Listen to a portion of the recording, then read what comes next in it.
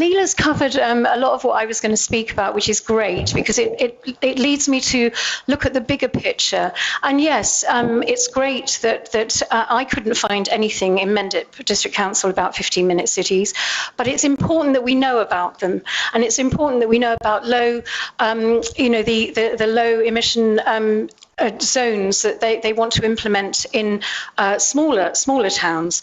So what I'm just saying is basically, this ideology isn't a grassroots, the whole 15-minute city ideology is not a grassroots initiative. It's actually a global initiative. And it was brought in by Boris Johnson, Michael Bloomberg, and Carlos Moreno in 2004 under the C40 Cities International organization, which Sadiq Khan is now the chairman. Contrary to propaganda, it's not a grassroots initiative, yeah, I've said that, but a top-down global plan under UN Agenda 21-2030 to really roll out the 17 sustainable goals under net zero.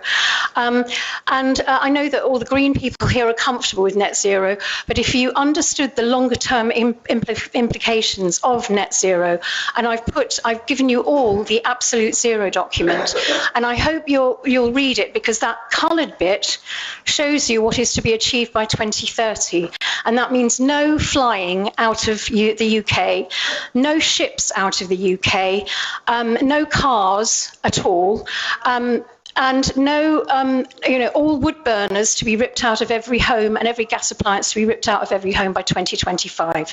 Now, that is a government document, UK fires, absolute zero, and this is where we're heading for with net zero. We will literally be imprisoned on our own island. And this is what this top-down global control is all about. You think it's a green agenda to actually save the planet. It is not. It was implemented at the Earth Summit in 1992 by a bunch of oil billionaires, crooks. And and all of you, bless you, are trying to save the planet, and you've been hoodwinked. I was in the Green Party in the 1990s. I left. I was a member of the Ecology Party. I left because it got taken over. It became a Trojan horse for the technocratic agenda that I'm talking about, Agenda 2030.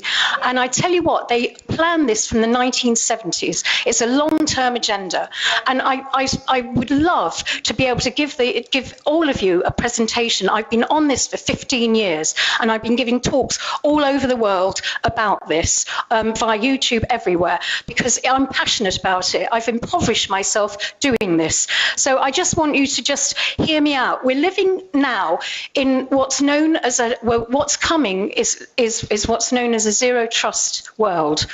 So whether you know it or not, the digital ID is coming. Now, this is a big thing for everyone to understand.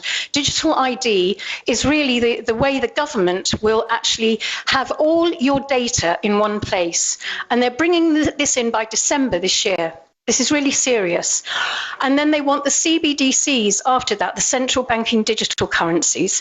Now, this has got nothing to do with being green. It's big business. It's massive business, because underpinning this whole agenda are capitalist stakeholders. Now, this is what's worrying, is that this whole green agenda is based on top-down control of us, we the people. And unfortunately, people who literally glue themselves to buildings, bless them, they've got our best intentions at heart. They're barking up the wrong tree. They're actually supporting the people who want to imprison us. Well, it's communitarianism, call it whatever you like. But either way, it's not anything about our rights and freedoms. It's about destroying our rights and freedoms.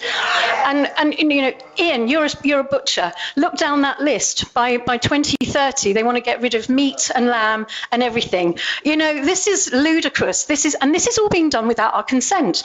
All of this is in place.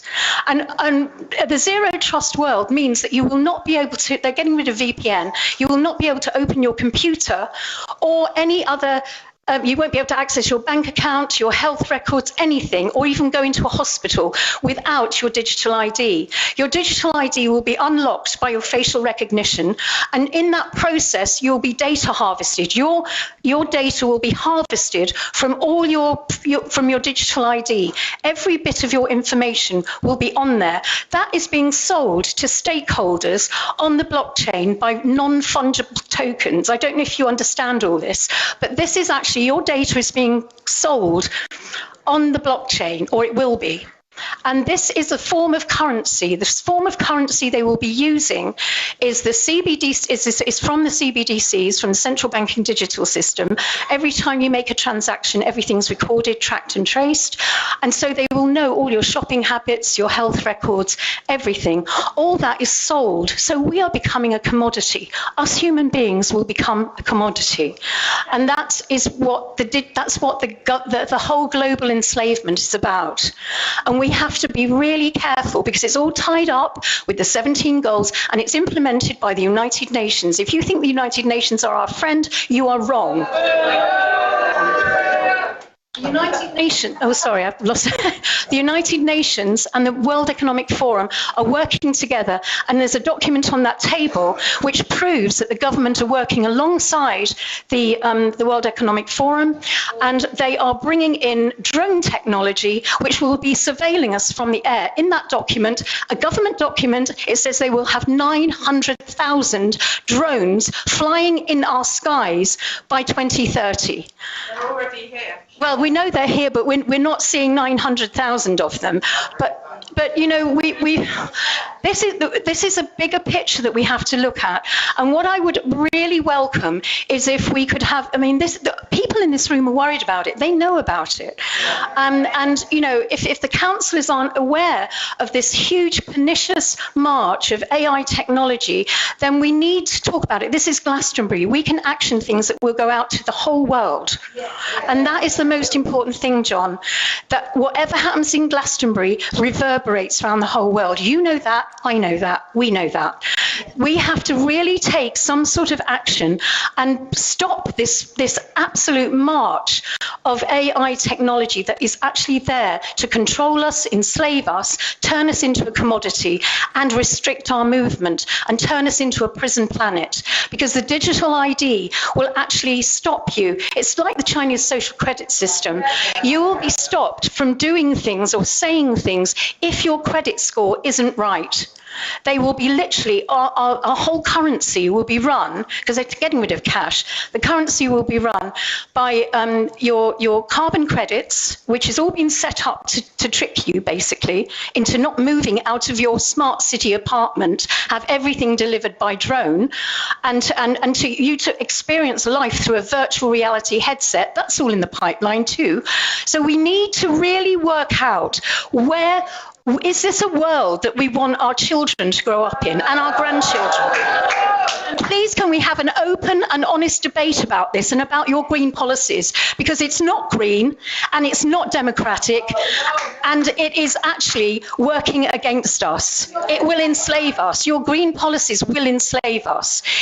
Obviously, we all want a beautiful planet that isn't polluted. We can deal with that without the top-down control and the AI. And that's what we need to strive for, is a beautiful green planet, properly green, not astroturfed. And we must understand the whole thing with CO2 in this, because even I, as a kid, was taught that CO2 is the gas of life. It makes things grow.